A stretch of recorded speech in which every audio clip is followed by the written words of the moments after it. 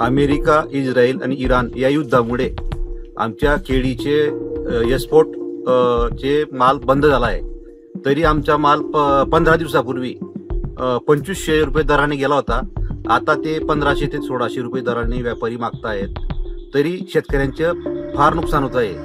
तर या युद्धामुळे काही गोष्टी या शेतकऱ्याच्या मानगुटीवर बसल्या आहेत. आणि तसंच काही ज्या आपले बाग आहेत आता उन्हामुळे ते शेकले जात आहेत, करपा येतोय. तर ही भरपाई सरकारला काढून द्यायची विनंती करतोय मी. आपलं हे जो शेतकऱ्यांचे नुकसान होत आहे आर्थिक युद्धामुळे, याच्यावर दुष्परिणाम शेतकऱ्यांच्या उत्पन्नावर झाला आहे. सगळे शेतकऱ्यांचा खर्च दुपटीने झाला आहे. खर्च इतका झाला आहे की मटेरियल, खत, बियाणं सगळे महाग आहेत. सगळ्या गोष्टी शेतकऱ्यांना महाग पडतायत. तरी शेतकऱ्याला या गोष्टीच्या सरकारने दखल घ्यावी ही विनंती करतो.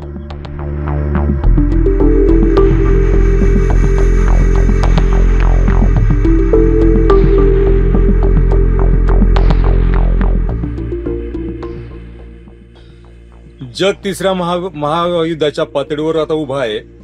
जगात युद्ध भडकलेले आहेत. अमेरिका, इस्रायल व इराण यांच्या युद्धामुळे भारतातील केळी उत्पादक शेतकऱ्यांना फटका बसतोय.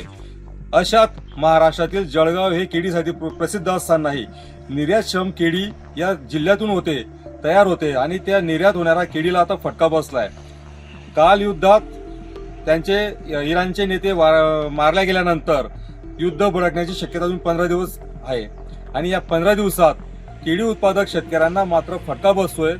हरभरा उत्पादक शेतकऱ्यांचा फटका बसतोय. तशात इस्रायल हे शेती तंत्रज्ञानासाठी प्रसिद्ध असताना इस्रायलमधून भारतात येणारे जे कृषी उत्पादन होते त्यांची आयात बंद झालेली आहे. त्याचा फटका सरळ भारतातील शेतकऱ्यांना बसतोय.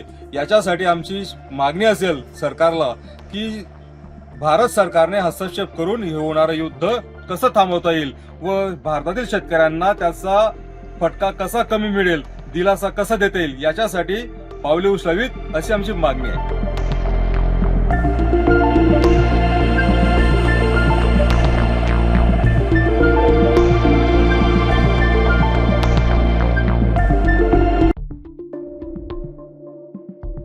माझा माल आजच्या 15 दिवस आधी 2500 क्विंटलने गेलेला होता केळी माल.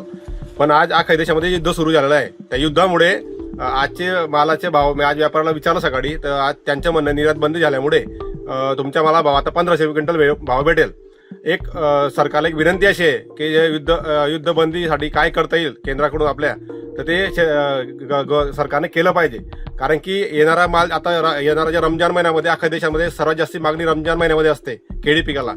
तर शेतकऱ्यांना ह्याच महिन्यात तो भाव भेटतो रमजान असल्यामुळे.